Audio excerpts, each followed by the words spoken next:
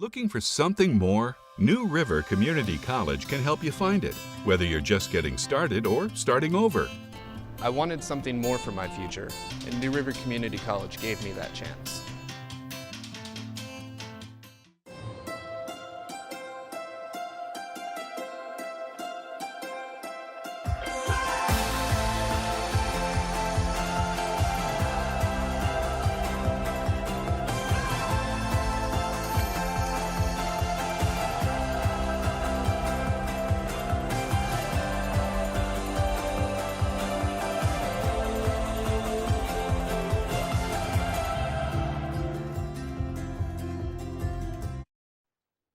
Hi, my name is Haley Taylor, and I'm the youngest member of the Calfee Community and Cultural Center Board of Directors. Part of the reason that I joined the CCCC is because I really wanted to be a part of something bigger than myself. I was really interested in the board, not only because my grandmother went to Calfee, but she herself has also been on several boards. So I was like, it seems pretty cool to do the same things that my grandma did when I was 5 and 6 and 7. When I was an intern, we talked mainly about why Calfee started and how it was born out of segregation, but it progressed and it became something that was so much more. I think a lot of alum described it as a second family. So it was just really interesting to see that and to also learn about the history that I've never heard of. Like, I'd heard about Thurgood Marshall, but I had no clue that he was in Pulaski. Chauncey Harmon had actually corresponded with Thurgood Marshall in an attempt to create a lawsuit for equal funding with all Black students in the county. Chauncey Depew Harmon was appointed principal of Calfee Training School, and he himself was actually a native of Pulaski. In 1949, the struggle continued, and Black parents won their lawsuit against the Pulaski County School Board, which was ordered to give Black students improved facilities. This is one of 6 cases won by Thurgood Marshall and the NAACP that led up to the Brown versus Board of Education. Normally when people think of Black history, they think Martin Luther King, Rosa Parks, slavery, it's kind of it. So I think people just need to be more aware of it, and it was just really nice to be part of something that brought it to light and revitalized the history of that. The goal of the CCCC is to raise funding in order to preserve the building and its history by providing the community with a museum, a community kitchen, a child care center, a digital learning lab, and an event and office space. I'm Marilyn Harmon, and I'm delighted to know that Calfee School is going to be initiating a museum, but this museum will allow people, not only in Pulaski, but Southwest Virginia, to know the contributions that were made in order to push education through this area. I attended Calfee Training School, grades 1 through 7. One of my fondest memories was enjoying the delicious cornbread prepared by our cook, and she was always doing very nice things. For that reason, we decided to name our commercial kitchen the Lena Huckstep Community Kitchen. This kitchen will prepare hot meals for the children that attend our child care center. It will also be utilized by local partners like Beans and Rice and the Daily Bread. I'm here to introduce the Dorothy D. Berry Venable Learning Lab. This will be a digital learning lab that'll help teach the youth of tomorrow transferable skills to help them in job preparation as well as get them some general life experience. As the communications coordinator for the CCCC, I've personally invested in this project. The rich history of Calfee and the great need in Pulaski County for quality child care has been an inspiration to form the Lucy and Chauncey Harmon Learning Center. The Learning Center will serve approximately 100 infants, toddlers, and preschool-aged children, and will also be a model of community collaboration among early childhood organizations. The Calfee Community and Cultural Center will house the Broadnoe Baker Event Hall, which is named for 2 of Calfee's former band directors. A boardroom, gallery, and small rental office will also be available to community members and small businesses. The Calfee Cultural and Community Center is going to meet educational, child care, nutritional, and other needs of our community that currently aren't being fully met. I'm very proud to be a member of the board.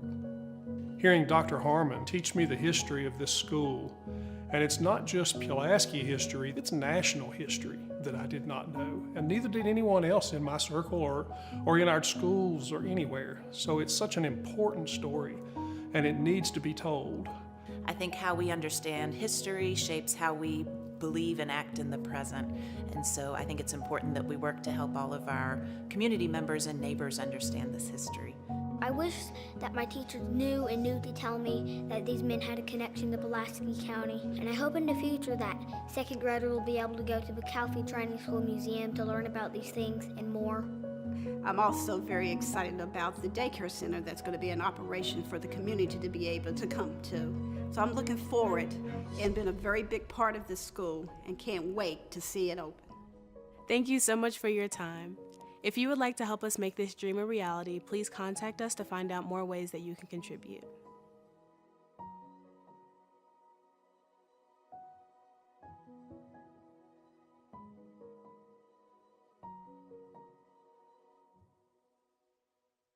Looking for something more? New River Community College can help you find it, whether you're just getting started or starting over. I wanted something more for my future, and New River Community College gave me that chance.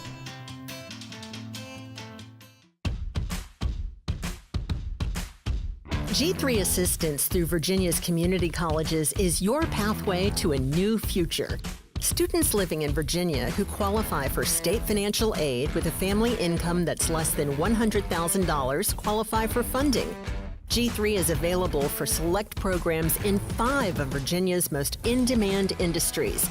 You can learn skills and earn certifications for information technology jobs like cybersecurity, healthcare, public safety jobs including law enforcement and corrections, early childhood education, and skilled trades work like construction or manufacturing. G3 can help those who qualify pay for school, allowing you to train for the right career, right where you are, right now. You can learn more at virginiag3.com. Get a skill, get a job, get ahead.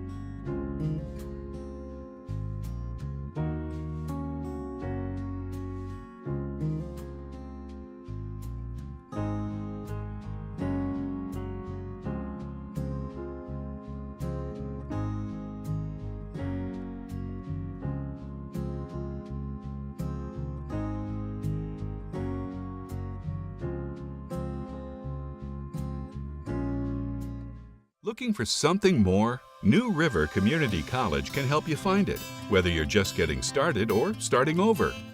I wanted something more for my future, and New River Community College gave me that chance.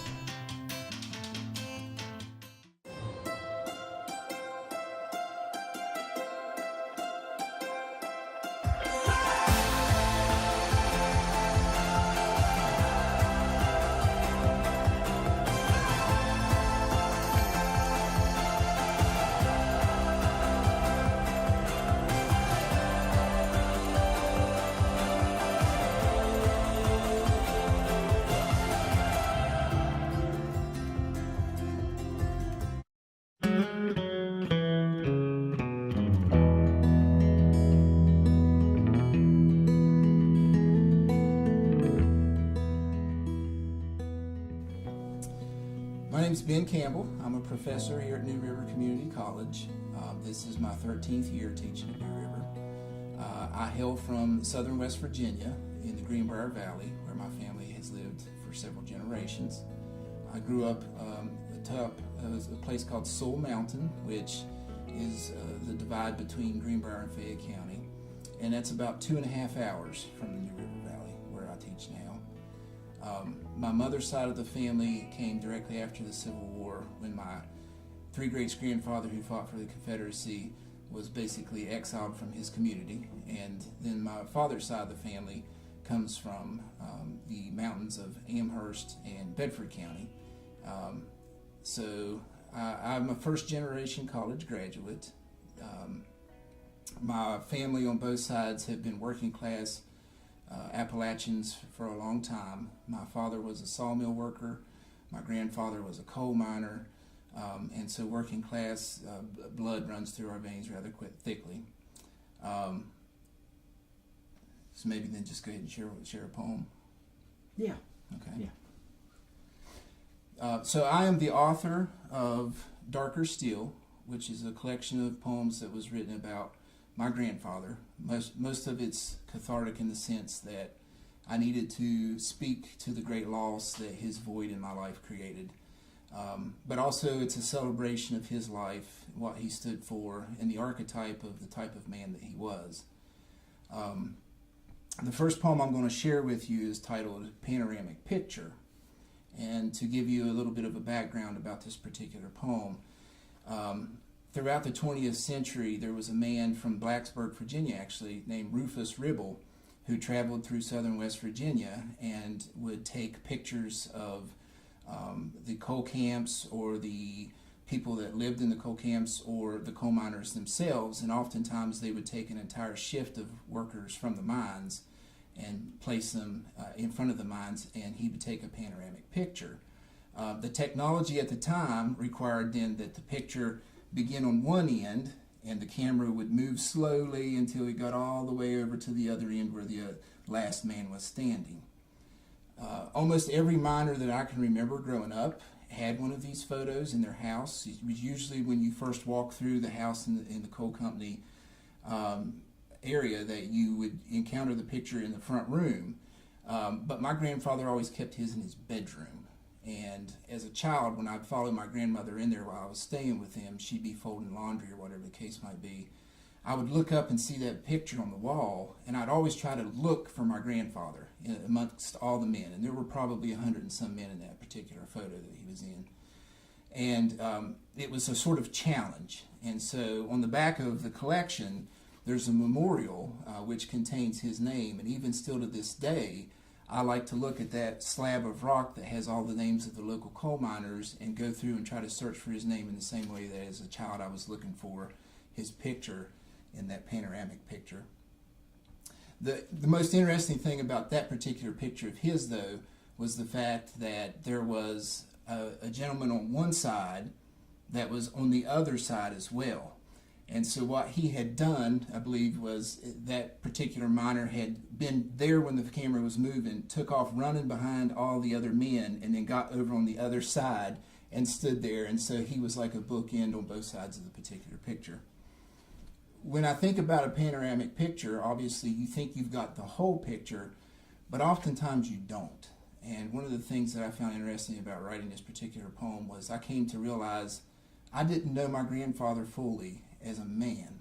I knew him as a grandfather, but there were so many sides of him that I wouldn't have had access to. Nobody ever really truly knows any of us completely. Our panoramic pictures are sometimes void as a result of that. So this is titled Panoramic Picture. That man's on both sides, the young boy yawps.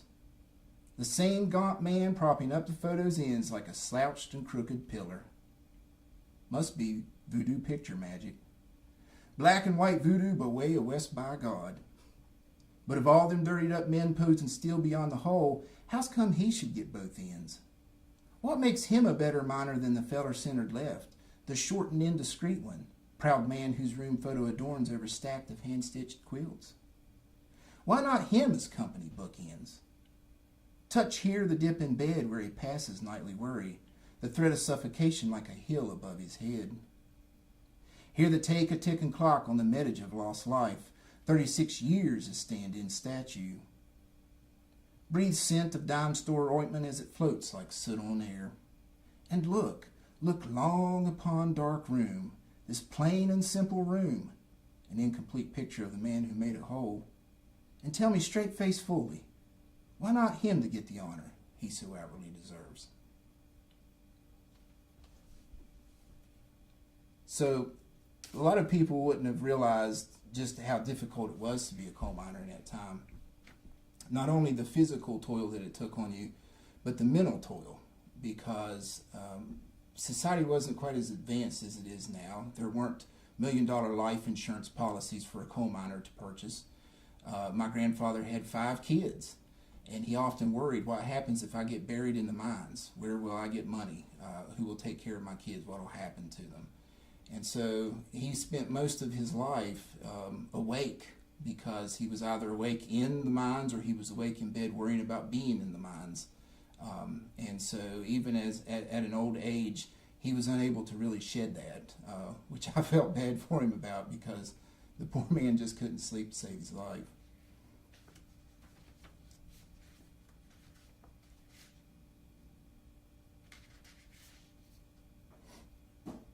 Another poem from the collection is titled Ewer's Feast. So my grandfather had a real love for food, as many in our Appalachian culture do. And food in West Virginia particularly holds a sort of special place, because it's a comfort for those who have to deal with difficult living conditions, a tough environment, poverty, and a lot of depression. A lot of people don't realize that West Virginia stands second in cloud cover, only to the state of Washington. So it stays dark here a lot. We don't get a lot of sunshine, and folks tend to get down in the dumps as a result of that. So in order to feel a little bit better about your day, have a good meal. So we've put a lot of value in eating together. And my grandfather was the type of man that he just loved to have a group of people around a dinner table. Nothing would make him happier than a good meal with fellow souls. And there's a story from the collection that I actually didn't include in it, titled Breakfast Table, that I wrote about a photo that I had found in my grandmother's album, in which he and all of his brothers were sitting around a dinner table together. And I don't know that I've ever seen him quite so happy as in that moment. And so this poem is titled Ewer's Feast, and it's based off of my grandfather's lunchbox and some of the things that he would carry in it. This is one of the typical lunch pails that someone from that era would have carried, and they would have packed it thick. My grandfather, working deep into the mines, he wouldn't have been able to leave at any point to go out to his vehicle and pick up or sit and enjoy his lunch on his own time. He had to make sure he had enough food with him while he was in the hole. So he had to pack it really good. He usually carried about 4 sandwiches, 2 Snickers bars, 4 or 5 Little Debbie's cakes, and the leftovers from the previous day's dinner. And my grandmother would actually have a difficult time shutting the lid to the lunch pail because there was so much food in it. But he required all of those calories in order to get through what was very back-breaking work. And I can remember the images of him coming home each afternoon with his face covered in black and from the coal, and him carrying that lunch pail.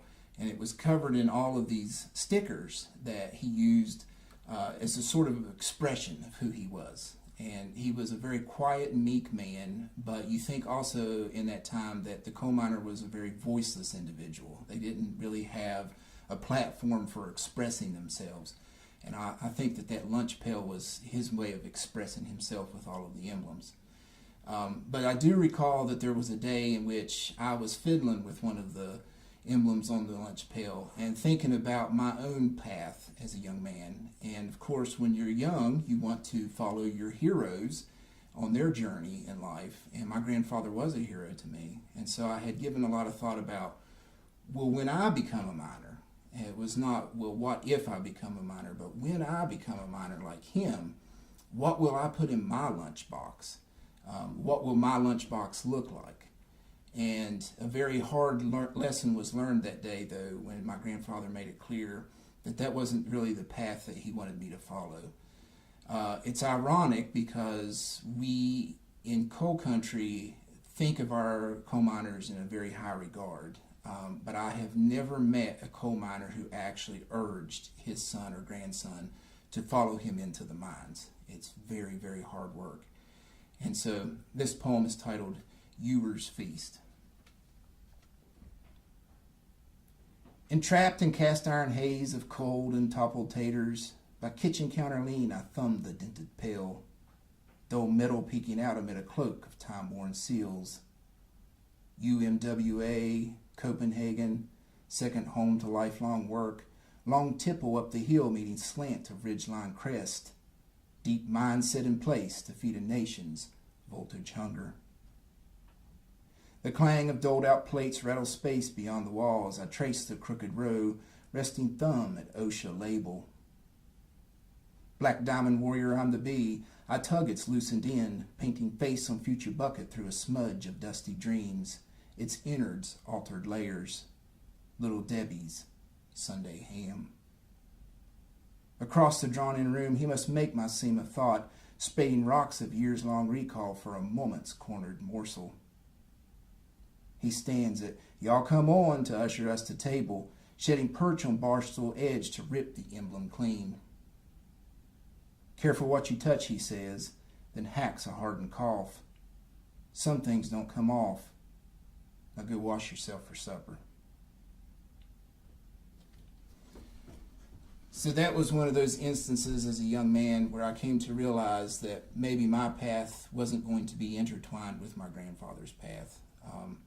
And as I grew older and as I grew taller, that became more evident as well, because my grandfather was just a short man at 5'8", and being 6'6" and trying to go into the coal mines, it's not a very good mix together.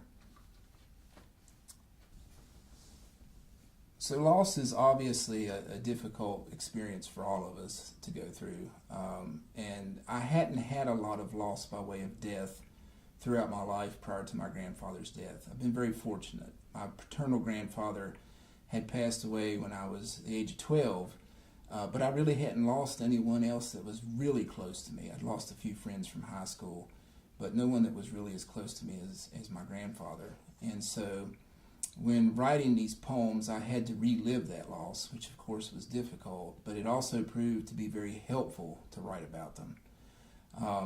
And I remember one day, it was in late fall, I had bought some persimmons, and my grandfather had this old wives' tale that he used to use when we would think about the forthcoming winter.